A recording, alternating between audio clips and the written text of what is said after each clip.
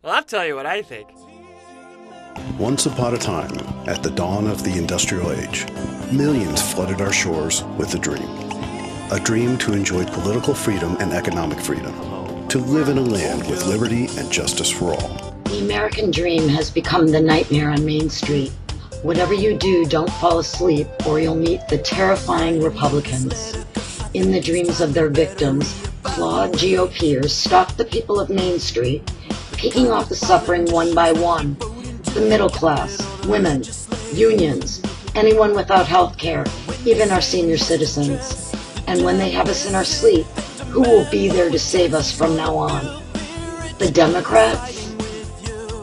Hi, I'm Rich Trumka, president of the AFL-CIO. The American dream is not that a few of us will get to be rich, but that all of us will have a fair portion of the good things in life. Where did the American dream go? Ask Ronald Reagan. I think it's when his administration put corporations above the individual that we lost sight of what it means to be American. You know, I think we need to get back to the place where the worker is important, the teacher is important, you know, the healthcare worker is important. These are the people we need to bring up to make this country great again. James Truslow Adams defined the American dream in 1931 as life should be better, richer, and fuller for everyone, with the opportunity for each according to ability or achievement, regardless of their social class or circumstances at birth. Our message is very simple. If you worked hard, played by the rules, you can make a better life for your family. It's gone from come to America and have a better life for your family to you need more things. You know, if you're a rapper like Lil' Kim, you can have a flat screen and a fish tank. Or if you're controversial like Omarosa, they'll give you book deals and TV appearances and speaking fees. So I think now that the economy's in the state it's in, we have an opportunity to relearn what's important, to teach our children, to take care of each other, so that it's not about what we're acquiring, it's about who we are and what we can give to each other. Citizen activists and active government made sure that as the country grew richer, everyone shared in our nation's prosperity. Oh yeah, everything's fine. So the American dream, what is that? Where has it gone? Is it mythical? Are we going to do better than our parents did? Should we just consult the super, 8-ball and figure it out? It's much harder than it used to be because everything's so much more complicated. But I do still think the American dream is alive and well. It's different for everybody. Everybody has their own sense of what they want to achieve and what they want for their families and their kids. But it's tougher. And unfortunately, a lot of the policies winging around Washington these days are not making it any better. That's the problem.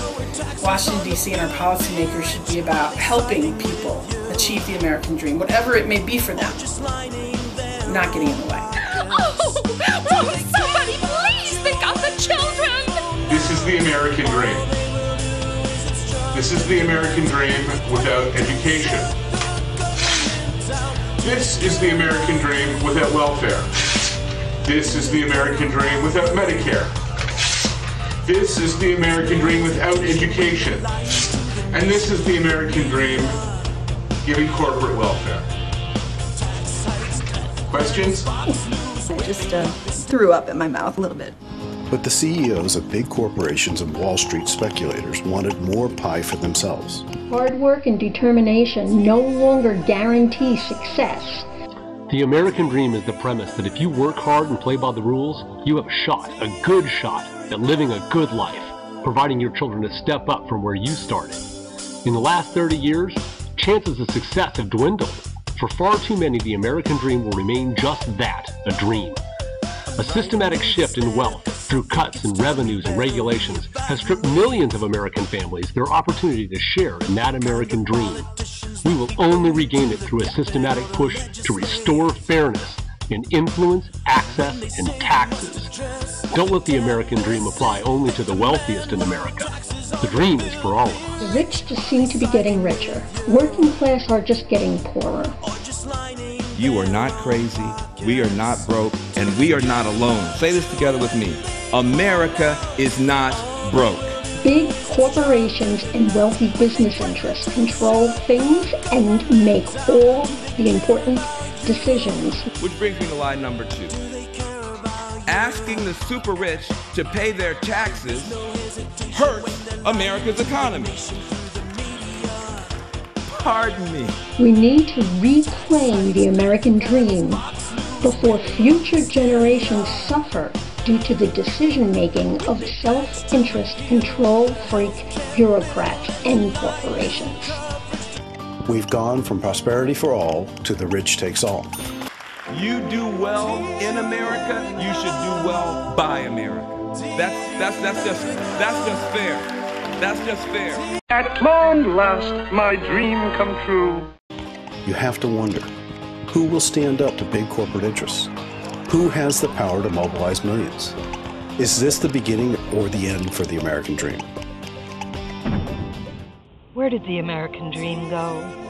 The American dream lies in the dusty, bloody wake of illegal, unpaid-for wars, in oligarchs pushing an agenda, in a vexing military-industrial complex that includes private militias paid for by taxes, in a corrupt Supreme Court, in framing corporations as people, in stagnant wages, in a blurring of the line between the separation of church and state.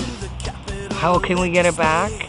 For greater understanding, start by reading Naomi Klein's book, The Shock Doctrine. The solution is to wake up, learn about the issues, support progressive thinkers, and vote. Vote, vote. Get out the fucking vote. Which brings me to the third big lie, that hating on America's government and wrecking America's infrastructure is patriotic. It's time for us to unite and rebuild the American dream. The American labor movement is all about the real American dream. And that dream is only secure when working women and men, when all people work together in the workplace, in our communities, and at our polling places. The idea of the American dream is rooted in the United States Declaration of Independence. All men are created equal, with the opportunity for everybody to achieve prosperity, and the civil rights movement was the black quest for the American dream. Contrary to popular opinion, the American dream is not dead. Since 1979, the income of the top 1% has nearly quadrupled, while it's remained flat for everybody in the lower 80%. So as you can see, the dream's not dead, it's just some of us get to sleep a little bit better and happier than the rest of us. If you're in the upper 1%, you have very, very nice dreams. If you're in the lower 80s, your dreams may contain zombies and vampires. The American dream has been stolen from us under the guise of an American fantasy, and not the true American dream of achieving our goals with equal opportunity and equal access. How we get it back though? We gotta go out, knock doors, speak loudly of progressive ideas and with our voice, elect progressive candidates with our vote and money, if we have it, and then, most importantly, have fun. Don't get tired or burnt out. Good, clean, wholesome fun. Last time I checked, the federal government you hate was also known as America's government. And I don't know how you get to be a patriot trashing America's government all the time. The American Dream guaranteed that everyone had a chance to get one of these, so they can make more of these, and someday buy one of these, or even become one of these. But somewhere along the way, the American Dream was stolen by these. And how do we get it back? In one of these. Let's stand up and stand together and work for the country that we deserve. Let's stand together. The American dream can still be a reality. That's pretty much it.